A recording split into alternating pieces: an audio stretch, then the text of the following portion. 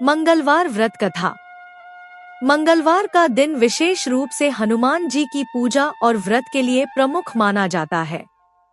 इस दिन हनुमान जी की पूजा करने से व्यक्ति की समस्याएं दूर होती हैं और उसकी जीवन में शांति और समृद्धि आती है। विशेष रूप से महिलाएं इस दिन उपवासी रहकर व्रत करती हैं। यहाँ एक प्रसिद्ध मंगलवार व्रत कथा दी जा रही है। कथा। एक समय की बात है, एक गांव में एक गरीब ब्राह्मणी रहती थी।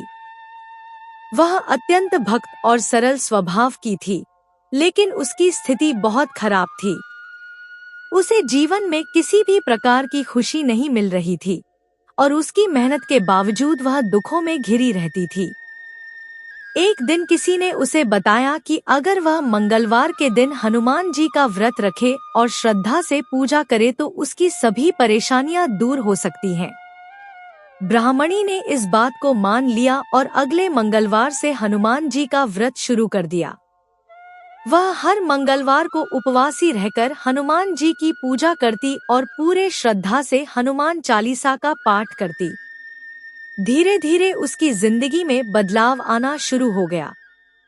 उसे पहले से ज्यादा सम्मान मिलने लगा, उसके घर में खुशहाली आई और उसकी दरिद्रता समाप्त हो गई। उसकी मेहनत और भक्ति के फलस्वरूप उसे संपत्ति और समृद्धि भी प्राप्त हुई। एक दिन हनुमान जी ने अपनी दिव्य आशीर्वाद से ब्राह्मणी से कहा, तुम्हारी भक्ति और व्रत ने तुम्हारी सारी मुश्किलें दूर कर दी। अब तुम सच्चे दिल से मेरी पूजा करती हो और यही तुम्हारी सफलता का कारण है। कथा का संदेश।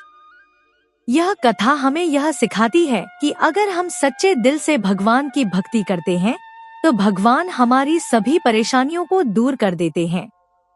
मंगलवार का व्रत विशेष रूप से हनुमान जी की पूजा के लिए किया जाता है, जो हमें बल, साहस और समृद्धि प्रदान करते हैं। मंगलवार व्रत रखने से न केवल भौतिक सुख संपत्ति मिलती है, बल्कि मानसिक शांति और आध्यात्मिक उन्नति भी प्राप्त होती है।